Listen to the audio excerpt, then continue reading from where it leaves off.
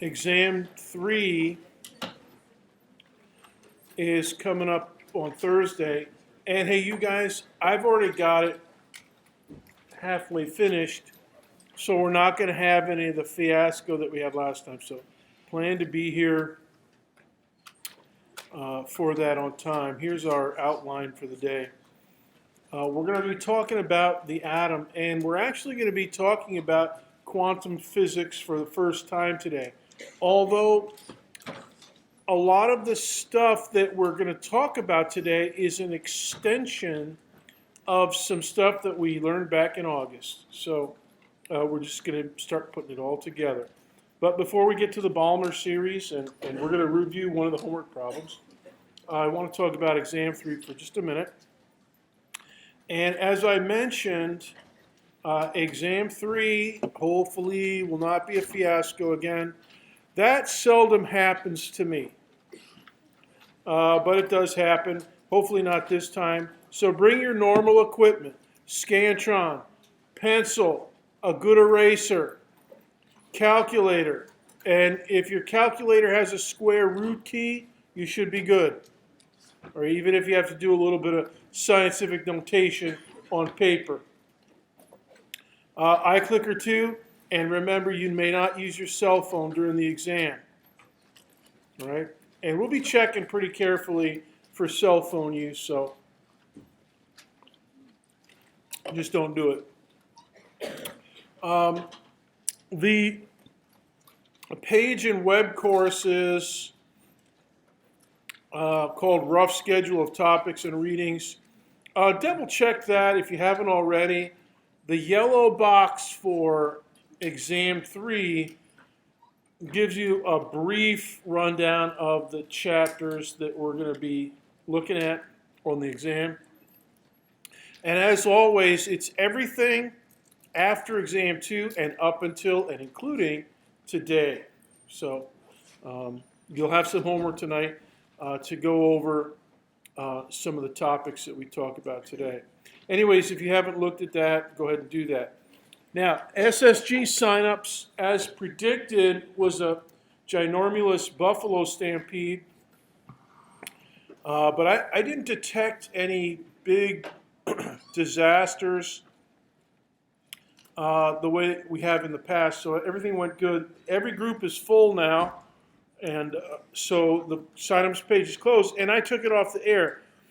Now, you special study group leaders, you might want to listen up carefully.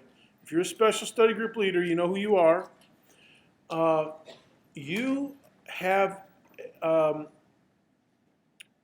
access to a group page, and everybody in your group has access to it, and you can put little announcements and discussions and stuff, so you can use that between now and your special study group. The first one goes at 2 o'clock this afternoon.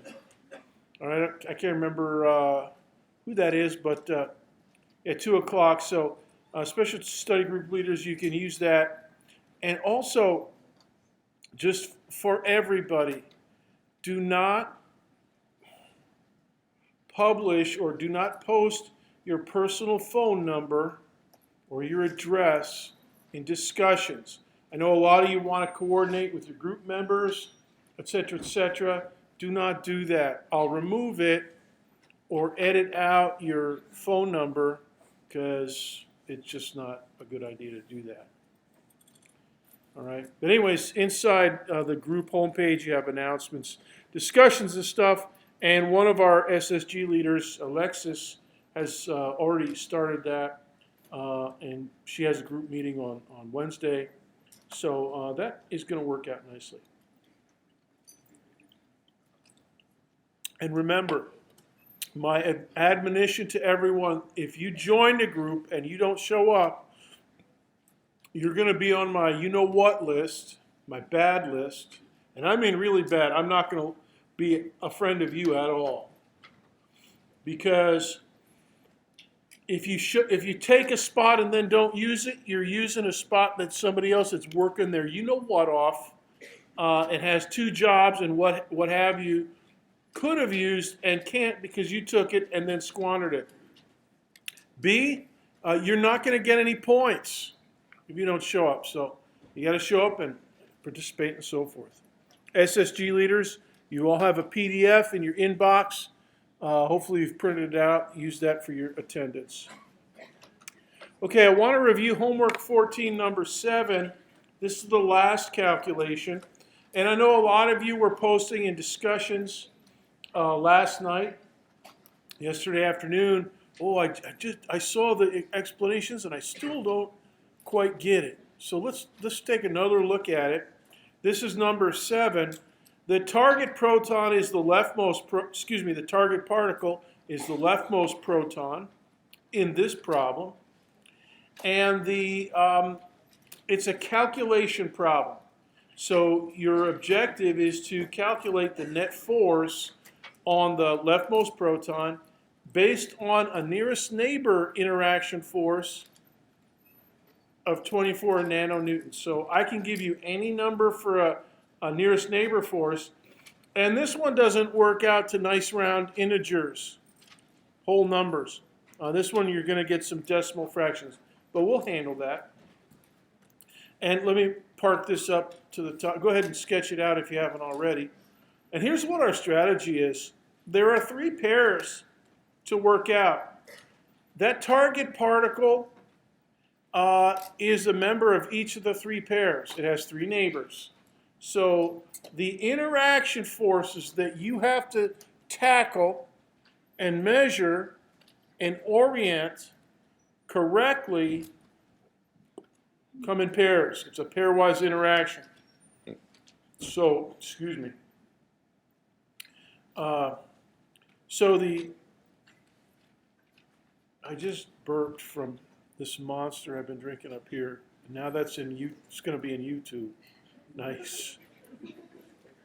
What a day already. Always something. Anyways, the target interacts with its nearest neighbor, 24 nanonewtons. The target interacts with its next neighbor, the second neighbor. I always call that the second neighbor. Whatever it is, proton or electron, it's going to have an interaction.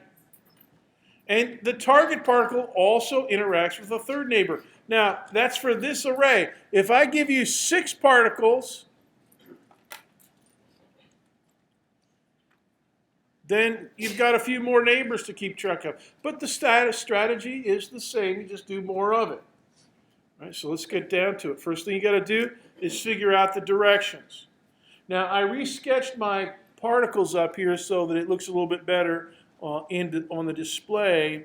Protons are white and electrons are dark blue. We're going to do this pair by pair. We have to figure out the direction of the force on the target particle. So there are 3 constituent forces from each of the 3 neighbors, and we've got to figure out direction and how big it is. And once we figure out direction, we can figure out, well, does it need a plus sign or a minus sign? Because we've got to add them up as positives for rightward constituent forces and negatives for leftward constituent forces. So here's my first pair. Okay, that's the nearest neighbor pair. And first thing to note in your sketch, these 2 attract. All right. Proton and electron, yep, they attract. That's like a hydrogen atom. The simplest atom in the universe, hydrogen, a proton, with an electron bound to it, orbiting the nucleus, and it's the most abundant of all the elements, of all the atoms in the universe. Most of them are like this. So I'm going to put in 2 little arrows there. You can do this in your sketch if you like, to represent not the size, but the direction of the interaction forces. Okay, my target particle gets pulled towards its neighbor. And the neighbor gets pulled towards the target particle, don't get me wrong, but we're focusing on the effect on the target particle. So we're going to abstract out that first neighbor, that nearest neighbor, in just a minute. But before we do that, we got another set of neighbors to. Here's the second neighbor. Ching! And guess what? This is proton to proton. So these babies repel. So make a note of that. Okay. And I gave it these two arrows. So my target particle gets a little bit of leftward nanonewtons from its second neighbor. Now the second neighbor is out there twice as far, so it's not getting as many. It's not getting all 24, but it's getting a few. All right, we'll settle that in just a minute. And here's the second neighbor. Let me get my cursor. My second neighbor here at proton, he's getting some rightward newtons, nanonewtons, from the target. But I'm trying to figure out the target particle. So let's focus on that. But we're not, just like they say on TV. Wait, there's still more. We have another pair. The third neighbor and the last neighbor is an electron. Right? Third neighbor. And, yep, these babies attract. So that's the first thing you have to figure out. Okay, look at each pair. Do they attract or do they repel? Then draw in teeny little arrows if you like, as I've done. Here's another couple arrows to symbolize that these two particles are being attracted. So my target particle, I got some more rightward, but it's 3 times as far away, so it's not even as big as the second neighbor force. It's going to be even smaller. And we know that as the distance increases, the size of the interaction force, whether it's left or right, is getting smaller. All right, and we're going to handle that in just a second. Now let me deactivate and move out of the picture these neighbors. And here's my conclusion, that my target particle gets a couple rightward pushes and one leftward push, or a couple rightward pulls and a leftward push. All right, now that left one is going to get a minus sign. All right, the other two are going to get plus signs. So they're going to have a positive number, Antoinette. All right, so let's get out of the business. We got the direction squared away. Now let's figure out the sizes. And we're going to figure it out pair by pair. Same thing as before. And it's all based on this one, the nearest neighbor force, which I have to give you. And hey, you guys, I just told you a few minutes ago that a good fraction of the test is already written. I'm not going to tell you what's going to be on the test. But if I did put a question like this on the test, I would have to give you the nearest neighbor interaction force. And I'd have to give you the layout and all that stuff. Okay. So, all right, let's give it a rightward. 24 nanonewtons. I just made a big, long lecture. That's 600 pixels long. You make it. You do what you think is good, what looks good on your... Make it fairly good and big. Now, the second neighbor force, this is the left one. The second neighbor is twice as far away, so the arrow that we put here is going to be a fourth of the size, and it's going leftward, so we got to give it a minus sign. All right, so negative 1/4 times 24 nanonewtons is a leftward 6 nanonewtons. So if we were going to draw an arrow, there's the arrow, and that's the right size. And then if we were going to put in a number, negative 6 nanonewtons. That is righteous. Now, I'm going to ask you to do a calculation of this in just a few minutes with your iClicker. So make sure you take good notes here, follow my logic, and if you don't follow my logic, make sure you ask me a question. All right? Now, any questions so far? Yes, go ahead. Why did I what? 1/4, because the distance is twice as big.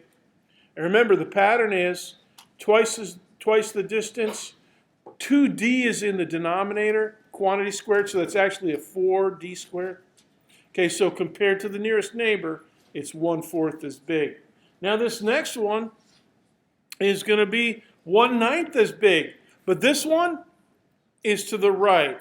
So I put a little positive sign over here. Normally I don't put in positive signs like that to indicate direction, but you can do it if you like. And so now I have to calculate 24 nanonewtons divided by 9, and it's to the right. So it's 2.67 nanonewtons, and this is the smallest arrow of them all. It's to the right.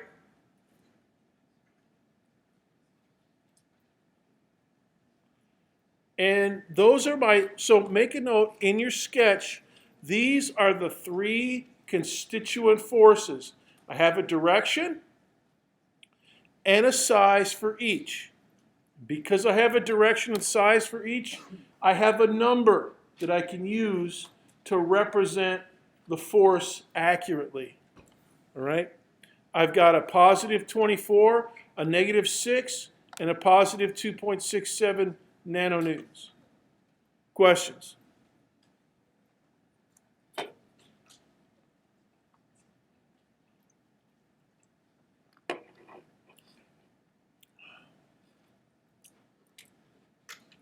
Okay.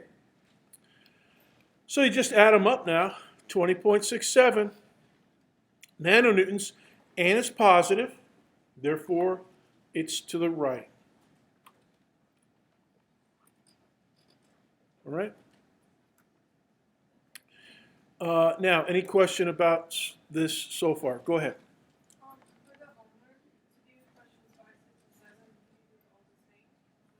For the homework for questions 5, 6, and 7, you do them all the same. Yeah, except I think 5 and 6. I think 5 was multiple choice, right? And okay, 4 is multiple choice. 5, 6, and 7 are calculations. Yeah, basically you do them. You do them the same basic theory. And the number 7 is the one that has a different nearest neighbor force each time, and it doesn't round off to a nice round whole number. You know, in this case, 20.67. So on the homework, you would type in 20.7 and then hit the enter key. All right, let's try one with the iClicker too. And can you start a numeric question, please? Okay. All right, and go ahead and sketch out your forces. Work with the neighbor. Here you go. Nearest neighbor force is 108 nanonewtons. What's the net force? On the rightmost electron. Okay, different target. Same strategy. You're not going to get the same number because we got a different nearest neighbor force. But if you apply the same decisions, going pair by pair, figure out a direction, and then a magnitude of the force, and put it all together, you'll get a net force. Okay, so spend some time on that. Go hit the Alt 1 button. You should be able to see this pretty good. Yeah. All right, so work with your neighbor. Now on Thursday you can't work with your neighbor on problems, but today you can.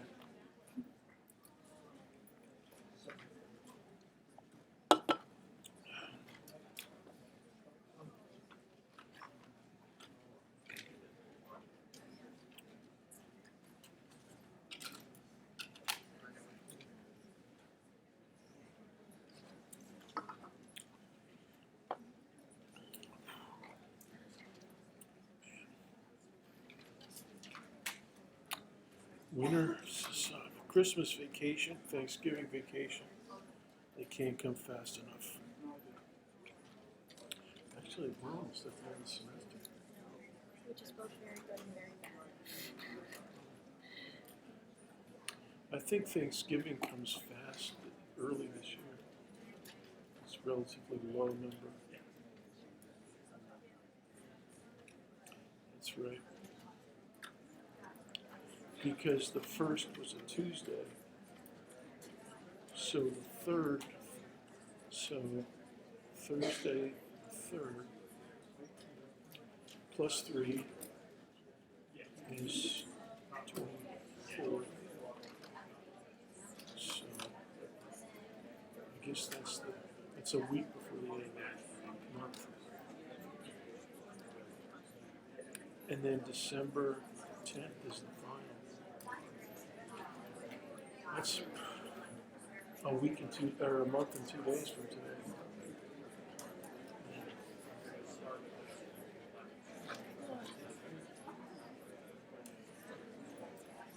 When do finals actually end? Like, what's the last day of finals? Well, study day is Monday, so which is the 5th, I guess. 5, 6, 7, 8, 9, 10, 11. So 12th, I guess, the following Monday is the last day. So there's going to be some people with Monday finals, right a week from study day. I'm guessing. Let's see what they're voting for.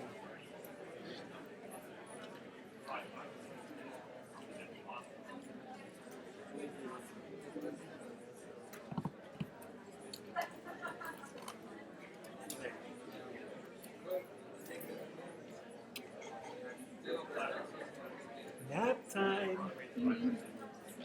Go to sleep. La la la. My students are napping. I can look at your answers, and I can see a bunch of students napping because they're not taking the directions into account. La la la la la la. Now they're changing up their answers, and I've woken them up from their nap. What are you stuffing your face with? Chick-fil-A? Whew, man, that sounds good. This is always the students in the front row bringing stuff.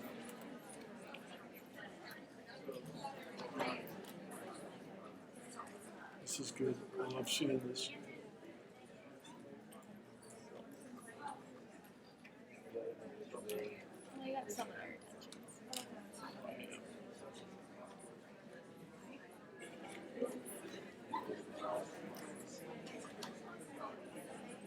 45 seconds.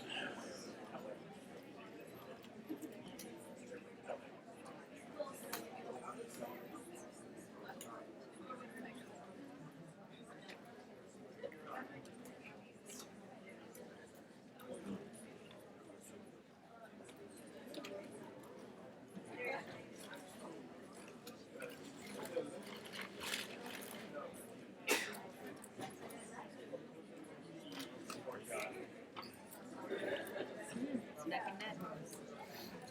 20 seconds. Comeback time. Comeback time at the OK Corral. Ooh, it's tied. It's exciting.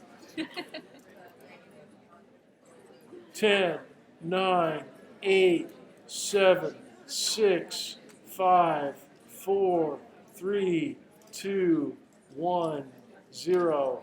Ching. Okay.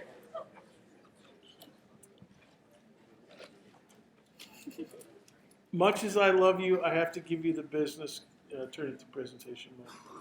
Because a bunch of you got caught napping. The answer is negative 93.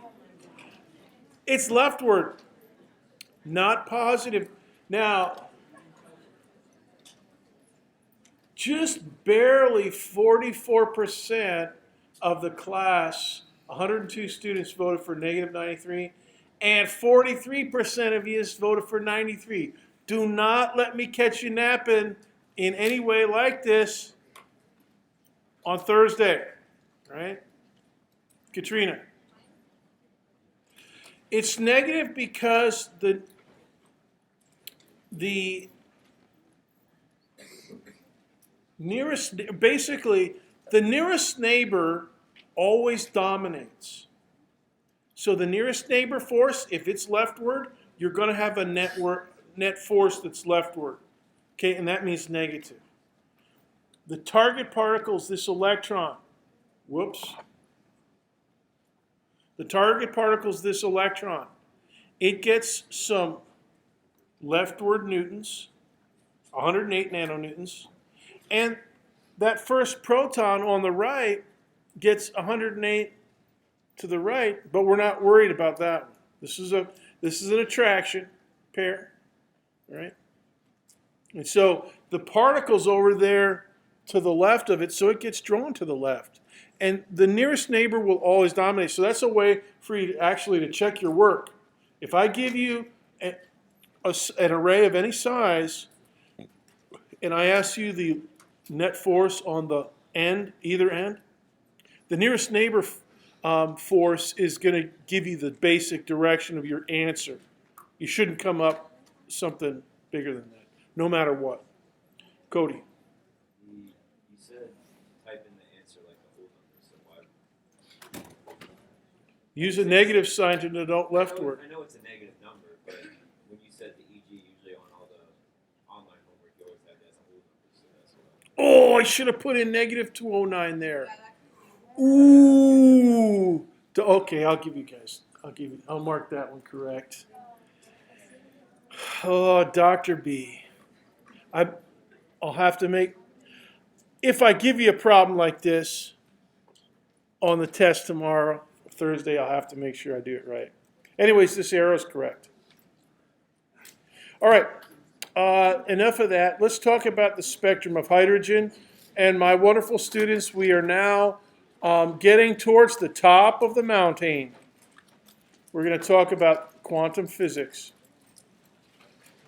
And keep your clickers ready because we're going to be doing some pattern recognition, some simple true or false questions here. Now, one of the things about hydrogen, when we were looking at this, I believe on the second day of class or the second lecture of the semester, we could see some of these spectral lines for hydrogen, and I mentioned that the beautiful red one, the brightest of the hydrogens, was called H alpha. The other ones are named H beta, H gamma, H delta, and so on, H epsilon, and deeper into the purples. We can measure the wavelength of each color.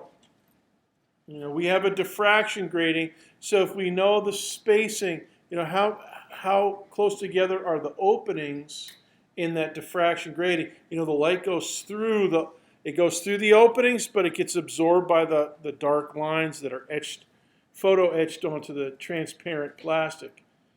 And if you know the spacing, and if you know how far you are away from the source, and you measure the angle, you can do some trig, and you use constructive and destructive interference principles, actually, to figure out where those spectral lines are going to be. H alpha is always further out to the right.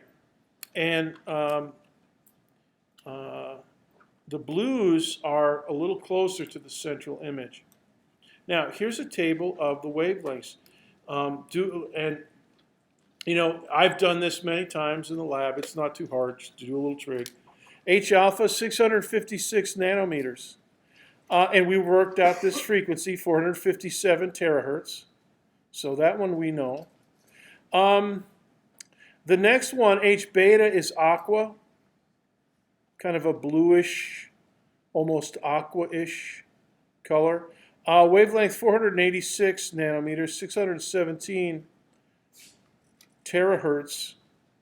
Then there's a purpley blue, which you may or may not have seen. It's kind of tricky to see. H gamma, and you measure that one up, that comes in at 434 nanometers. And the limit of the Roy G. Biv wavelengths, Evangeline, is 700 nanometers to 400 nanometers. Okay, 400 nanometers, that's a shorter wavelength, that's violet. 700 nanometers, that's the reds. That's the other end of the Roy G. Biv. Okay, so 434, that's getting down into the violet, or kind of purpley blue. I mean, if you're going to use a colloquial term for it. H delta, 410. 732 terahertz. And that's even deeper in the purples, deeper in the violets, almost in the ultraviolets. So here's a question. Why is the hydrogen tube So different from a hot light bulb. You know, we had an incandescent light source, and these lamps above your head, they're not incandescent, but they'll produce a rainbow. And so why is that? Why is pure hydrogen that's producing light because it's being zapped by high voltage inside that glass tube? Why is it producing just certain specific colors? Why isn't it a continuous spectrum, a rainbow? Why is it? Why are there only these colors and no others? And so to a scientist, you know, he's going to want to ask, why is that? Why don't I get is there some kind of pattern? I'm not getting a rainbow like I do for a regular old incandescent light bulb. And by the way, the sun as you know, produces a rainbow for the most part. But pure hydrogen, no, we get just a certain set of colors. So is there some kind of pattern behind that? Now, you can see those wavelengths. Do you see any patterns in those numbers? I'm going to ask you some clicker questions now. Let's do some pattern recognition. And you better break out your calculator if you have it. All right. Now, question number 2 for today. Look at this data table. Is there a pattern of frequency doubling? In other words, is the next frequency down? Is it twice the previous frequency? Answer, yes or no. 15 seconds to vote.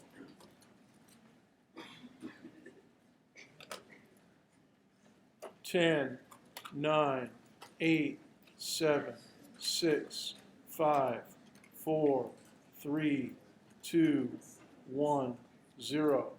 And of course the answer to this one is no. There's no frequency doubling.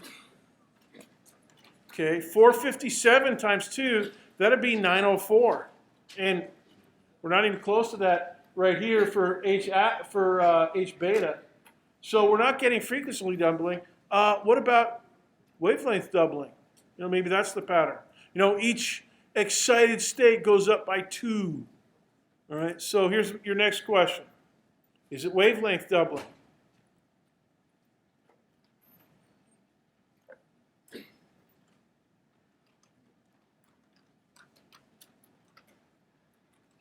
$15 seconds.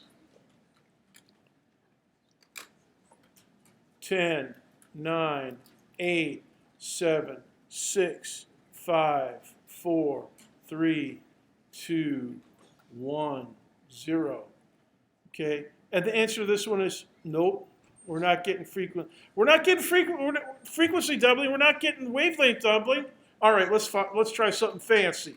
Let's try inverse square the frequencies. Okay, go ahead and verify this. Type in 457, square it, and then use the 1 over button. And that'll give you 1 over 208,849, and then the 1 over button, and you should get 0.0000479. All right? So let's do 1 over f squared, and since I don't want to burn up your calculator, I did that for you. Here it's in this last column. Go ahead and add this column to your table. There's 1 over f squared, and let me ask you this one. Here's the next question. Is inverse frequency squared the pattern? In other words, regular increases in 1 over f squared. Do you see it? Is that it? 10 seconds to vote. Starting now. 9, 8, 7, 6, 5, 4, 3, 2, 1, 0. Very good. The answer, we're getting a lot of no's. So let's summarize. Is it frequency doubling? No. Is it wavelength doubling? No. Is it inverse frequency squared? No. But My wonderful students, there is a pattern. There's a pattern. Inverse wavelength. The guy that figured it out, Joseph Balmer, J.J. Balmer. And he found that the reciprocal of the wavelength fit a numeric pattern. And the numeric pattern involves whole numbers, integers. Right? Now, here's my table. Go ahead and add this column. 1 over lambda times 10 to the 9 meters. Okay? And here are your numbers here. Now, that's inverse wavelength, or as we say, wave number. How much of a wave per meter do you get? And you may be thinking to yourself, Dr. B, I just don't see it. What's the pattern there?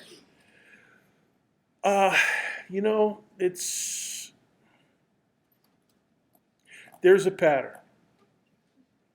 And I'm going to extend it if you've got your 1 over lambda column, you got one more column to go, and that's the n column. Here we go. And in that yellow box is the pattern that Balmer found. It involves the square of 2. And it involves the square of another number, n, and the number 3, n equals 3, corresponds to h alpha. N equals 4 corresponds to h beta. N equals 5, h gamma. N equals 6 corresponds to h delta.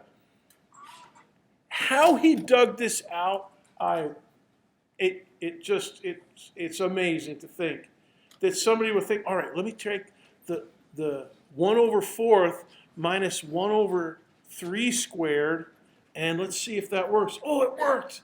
H alpha, it works. For inverse wavelength. Who does that? But Balmer did it. Joseph J.J. Balmer, over there in Switzerland. Now, capital R is a constant of nature. Well, it's a constant for hydrogen.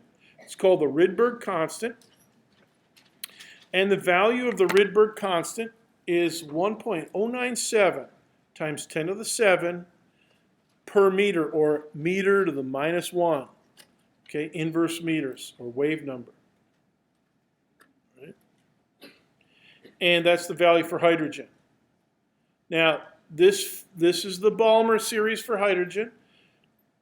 And he didn't attempt to do it for zinc or copper or any other atom, just hydrogen. I mean, start simple if you can. They found the pattern. And this is back in the 1800s when he figured this out. It's kind of impressive, really. But the thing is, nobody knew what it meant.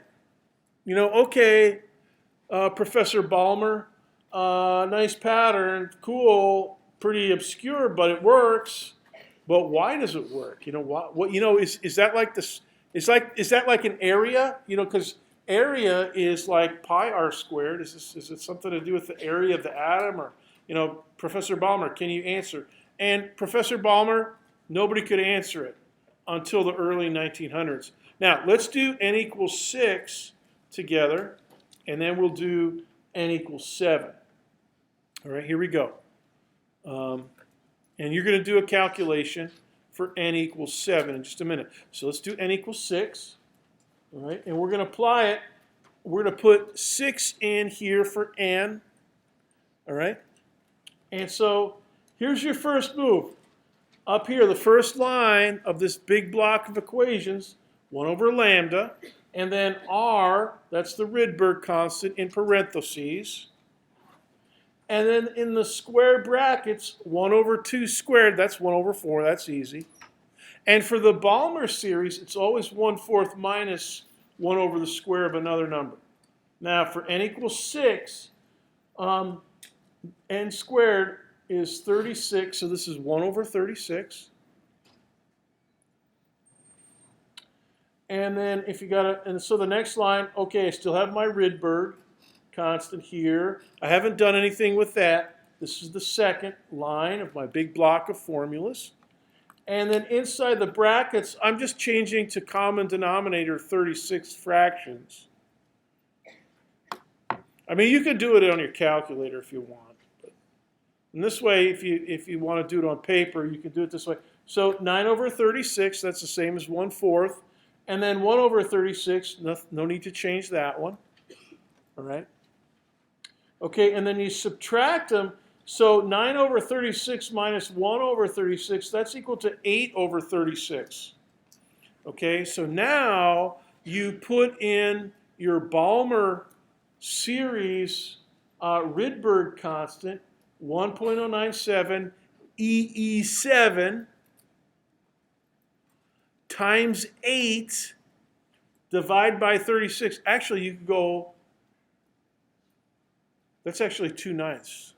You could go times 2 divided by 18, or 8 over 36 is the same as 2/9. I could have reduced that a little bit more. Anyways, 8 over 36 is accurate. So 1.097 EE7 times 8 divided by 36. And here's what you got. 2.438 times 10 to the 6 inverse meters. My wonderful students, that is not the wavelength. That's the inverse of the wavelength. All right? So write that answer down. That's 1 over lambda. But we've got to flip-flop that baby. All right? So let's flip-flop it. That'll give us lambda. All right, so here's that last result. 1 over lambda equals 2.438 times 10 to the 6 meters to the minus 1.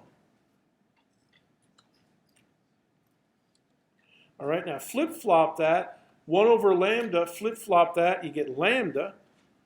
And then flip-flop the other one, it's 1 over 2.438 times 10 to the 6 meters to the minus 1. Now that meters to the minus 1, down there in the denominator, Jacob, becomes a meter up on top, which is good because we want a wavelength in meters. All right? Now that denominator is pretty big, so I'm going to get a pretty small fraction. It's going to be 0.00 and a bunch of zeros. And then, Andriana, we're going to have a bunch of, it's going to be pretty small. And there it is. See if you can write that properly. 0.0000004102. All right? Now, you're going to have to do this in just a minute with n equals 7. So I want to pause here for questions. Do you have a question? How did I get 0.00? Okay, what I did was I put in this one. It's on the previous problem. Okay, it's right here. I figured out the square bracket first, and then I multiplied by this number. So this is 1.097 EE7 times 8 divided by 36. And you should get this. 2.438 times 10 to the 6. All right? And then flip-flop that, and you get this. Now, we're going to change that into nanometers. And the way that we're going to change that into nanometers, Kayla, we're going to move the decimal point to the right. And see if you could do it. It's an awful lot of zeros. But if you do it 9 times, you get 410.2. And that's deep in the violet. Right? So if I ask you for the answer in nanometers, you got to take this answer here and move the decimal place 9 times, and ding, you get 410.2. Now you're going to have a chance to do this in just a minute, but let me pause for questions. Kayla, you had a question.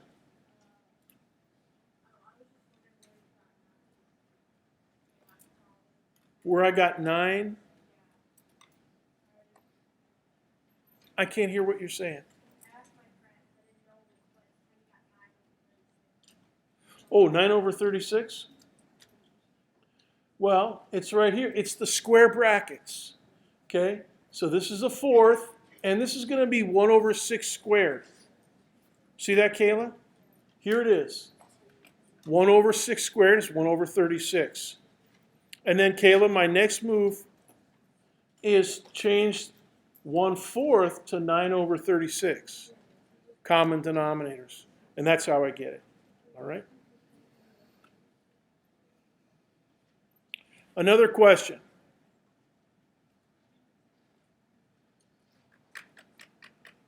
Because you're going to have this on homework. And because it's on homework, you might see something like this on Thursday. Question? So on my calculator, it doesn't go all the way to the 410.2. It stops at 41. Yeah, multiply by 1 EE9 negative, and you'll recover 410.2. Question?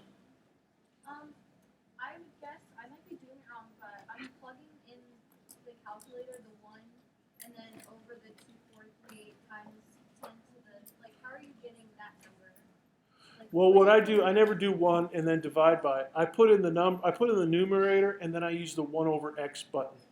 Or on yours, it might be x to the minus 1 button. Okay, just take a look. I mean, and look, just practice with it until you can do this. All right, it's tricky doing it on a calculator. So, and we're going to practice in a second. Okay, in the white shirt back there. Yeah, go ahead. Yeah, you. Yeah. Oh, okay.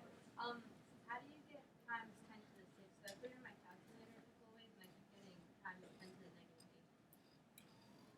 -8. That's because you used 10 to the minus 7 instead of 10. See, it's 10 to the regular 7. Okay, right here. This is you probably used 10 to the minus 7. Okay.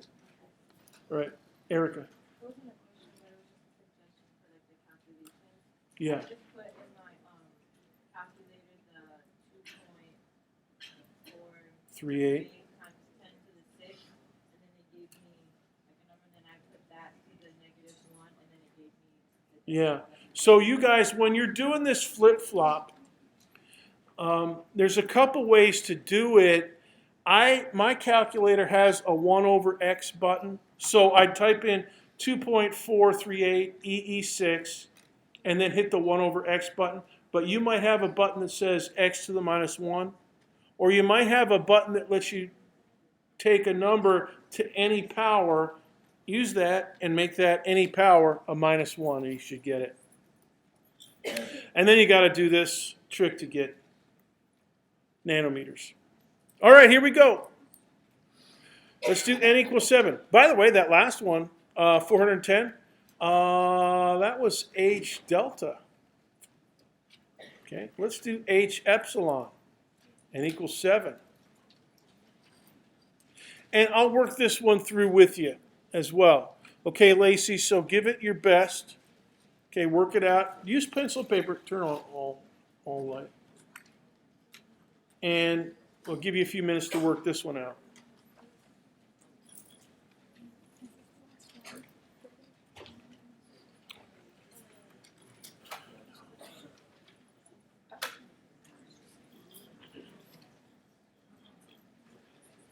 You can try it. You can go to it now. It only. Yeah. Okay. So. Oh, I put that in there so you could have it. This is one of my favorite slides. Yeah. So it is.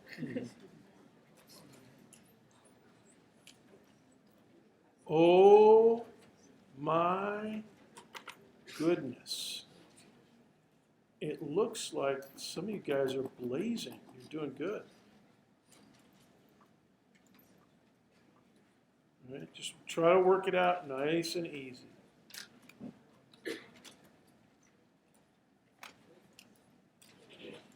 Okay, when you go and grade the set, go ahead and On the numeric, I think you can signify several answers correct, which you can't on multiple, but on the numeric you can. So signify negative 93, positive 93 correct, because that was an ambiguity on my part in instructions.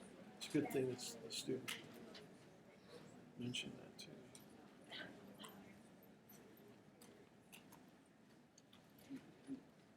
Oh, boy. I forgot to change the color of this. See, this is yellow. It's supposed to be white. The students can't see it.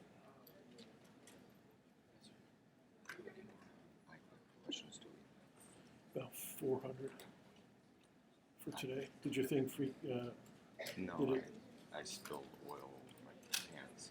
That's what I needed to know. Did you get this answer in? I know myself. It's just, Yeah. Careful with that.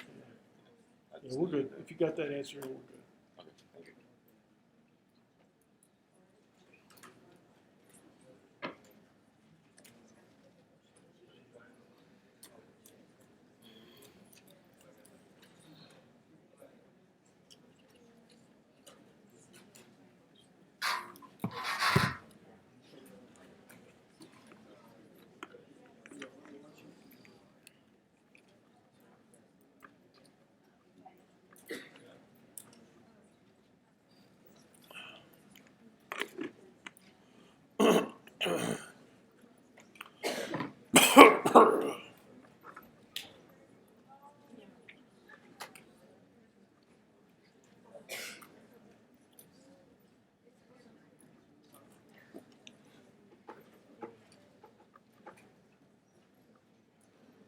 By the way, I'm going to be having office hours tomorrow at 11 to 1. In case you feel like coming.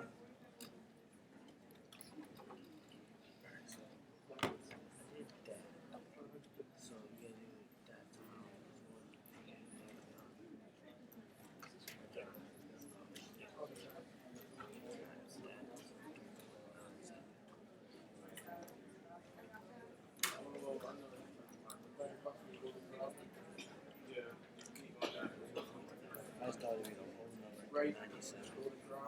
Yes, Yeah, I think something just wasn't. No, that looks good. Just move that. Oh, yeah, but Move it you nine. did say move it over.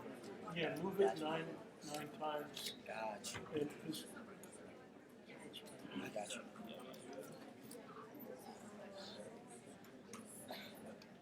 yeah. Because I'm freezing. Girl? I have this on and I'm still cold. What? Yeah, and I have another sweater on underneath it. Gosh. No, I freeze. I'm old. Look at this guy over here. He's wearing a short sleeve shirt and shorts and flip flops. I am always cold. I'm cold in all of my classes. Are you like from Wisconsin or something? No? Really? I'm always impressed, when the weather starts getting down below 80, you can always tell people that are from like Miami or, they start putting on the hats and the boots and gloves and stuff. That's below 55. Yeah, I tell you. Me, I'm from New Jersey, so it's got to get cold. And I lived in Montana for a long time, so it's got to get seriously cold for me to. My wife yells at me all the time about it. Put something on, put on a sweater. All right, 45 seconds. And I'm looking at a lot of touchdowns. Or as they say in the World Cup, goal!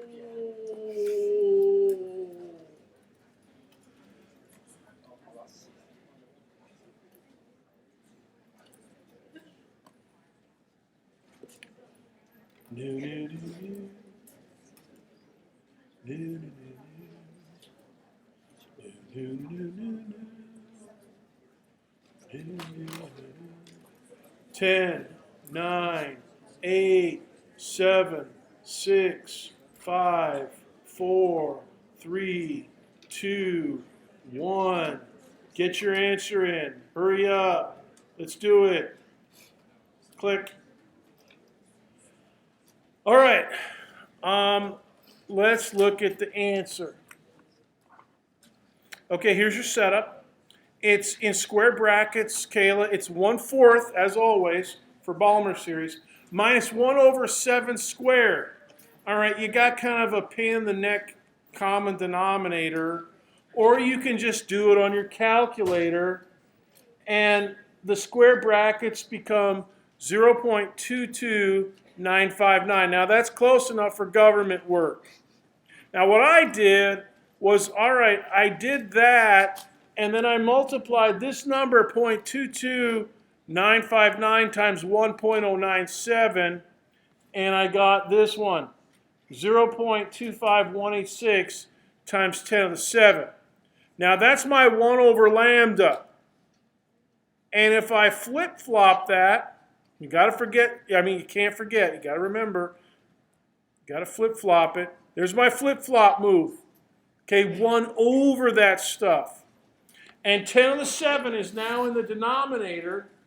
And so I'm going to get 10 to the minus 7 or maybe 10 to the minus 8, depending. All right? And when you do it all out, you get 397. And you know what, you guys? 67% of you nailed it. And I see some people with 3970. Let's see if we can go down and see some more. 3970, 3.97. Can you keep going down? It's a little bar over there. Just drag that down. 396, 399. Oh, some of you are close. 420. No, you're out. You're out. 0.3. No, I'm serious. I'm telling you that, I'm looking at your work. 0.397. You're off by a factor of 10. You did your scientific notation a little bit blooped up. On that one, if I gave you a problem like this on the test, I would give you partial credit with 0.397 instead of 397. All right, let's keep going. Now, this pattern for the Balmer series, you have to ask yourself, what is going on with this? I mean, we can see this regularity. I mean, it's kind of hard for anybody but Balmer to see. But once he saw it, people started looking in other spectra, and they found similar. There's a Passion series, a Lyman series, and a bunch of other series. You're going to have some for homework. So there's some kind of regularity. So at the atomic level, there must be some, and which we can't see, there must be some kind of regularity. We can see it easily in the spectrum of hydrogen, H alpha and so on. Matter of fact, here's the spectrum of the SUN. Our star, the sun, it has a spectrum. The sun produces a rainbow, but instead of having bright lines on a black background, it's little bullet holes in the spectrum where the light doesn't come through. These are called absorption features. You can read about it in chapter 9.6, which is approximately where we are.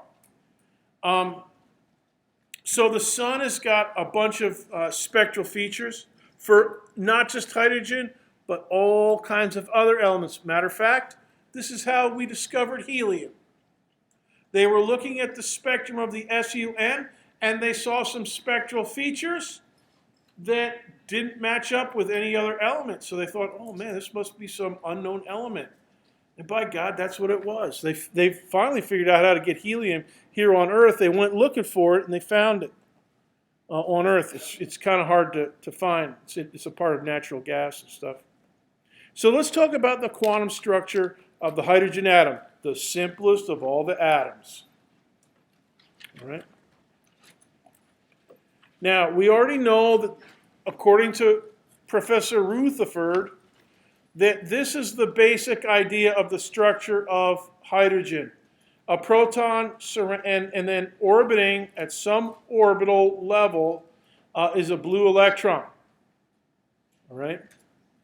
Now, the quantum theory of hydrogen is basically this, that only a few orbital levels are allowed, and that the electron only lives at certain specific altitudes or orbital levels, and that each altitude has a set value of electrical potential energy. Because remember, the hydrogen atom is held together by the Coulomb interaction. Positive proton in the nucleus with negative electron. That's what. So the electron is not held in orbit by gravity like the Earth is held on orbit around the sun. That's gravity. But for a hydrogen atom, it's electromagnetic. It's the Coulomb interaction. So this business of counting n equals 1, n equals 2, n equals 3, and on up, n equals 4, countability of energy levels is what they proposed. And that is why we call it a quantum system. A quantum system is a system for which the energy level or the wavelength or the Rydberg constant or the Rydberg formula or the Balmer formula, 1 over the wavelength, is computable with a whole number. Or in the case of Balmer's formula, the square of 2 different whole numbers, right, which we worked out on the previous calculation.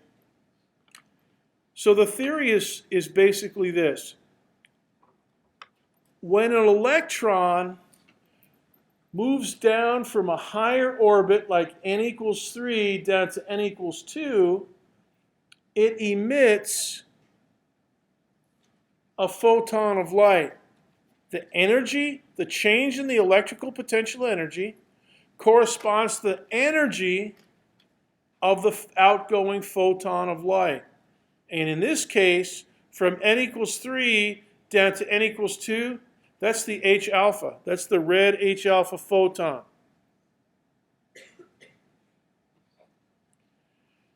So, and here's another picture. Here's the outgoing red photon, that red squiggly arrow. So you number the orbits, and as the electron drops to a lower electrical potential energy, on the next orbit down, it emits a photon with the delta EPE, with a change in the electrical potential energy. And it's all countable. So you only have certain orbits. So like the moon could be, we know the distance to the moon to the nearest centimeter. We have it locked in. We use lasers to do it since about the 1970s when the Apollo astronauts put some of those laser reflector devices. We could bounce a laser off the surface of the moon and measure the distance, and then time it, and then measure the distance to the nearest centimeter. And we've been doing it a lot. And so, yeah, we know the moon. And so the moon could be a few centimeters closer, a few centimeters further away, and we'd know about it. But atoms, no. Only certain countable altitudes, and that's it. So between n equals 1 and n equals 2, no way. No electrons. No electrons are allowed. And you know what that's like? Little sneak preview. That's like Miss Darien and Kristen doing the coil spring, the standing waves. Only certain standing waves are permitted, certain frequencies. In fact, make a note of that. Standing wave demonstration is just like with atoms. The standing wave system that Darien and the other student demonstrated is quantized. Only certain wavelengths are permitted. And, we were talking in office hours, how do you figure out the wavelength for the different modes and stuff? It's all a bunch of whole numbers that lets you figure out all the wavelengths. Remember that, Kayla? The harmonic, the wavelengths of each of the harmonics. It was like 1 over 2, 2 over 2, 3 over 2, 4 over 2, 5. That's quantized. And atoms are quantized as well. Now, the guys that figured all this out, two big names in quantum physics, Niels Bohr from Denmark and Albert Einstein from Switzerland. And they said that the energy of the photon comes from the difference in the countable or quantized atomic energy levels. Now, I made a note here, chapter 9.6. You can read around about this a little bit. All right? And here's the equation that they put in use. And this is a new wave equation. Nobody could have predicted this except for Max Planck.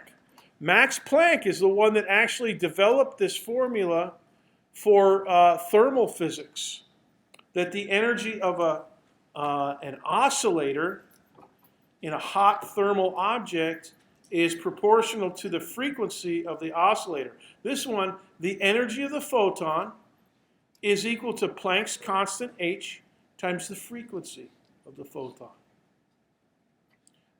Make a side note. Another version of this equation, E equals h times the quotient c over lambda. Because c over lambda for a photon is the frequency. So h times frequency, is the same as hc divided by lambda. Planck's constant h. Guess what the final side note to you concerning Planck's constant? I shouldn't say final side note, but the final side note for today is Planck's constant. What are the units of Planck's constant? Angular momentum. So Planck's constant is equal to, in units, the same as the area of an ellipse in phase space. Question up here, second row. C, speed of light. E equals hc over lambda. That's a variant of this equation for the photon. And also in this equation, E is equal to delta EPE. When you change from a high orbit to a lower orbit, your delta EPE, okay? And that goes into the energy of the photon, okay? An atom can absorb a photon, and it's another comment, you can go ahead and add this in. An atom that absorbs a photon, according to this formula, the electron will bump to a higher energy level. Okay, so absorbing it bumps the electron up. If the electron bumps downward, it emits a photon, according to this formula. Now, Planck's constant, mysterious, the mysterious constant of nature, the one constant that rules them all. And we're going to talk more about Planck's constant next Tuesday. You're dismissed. I'll see you on Thursday. Be ready for rock and roll. One constant to rule them all.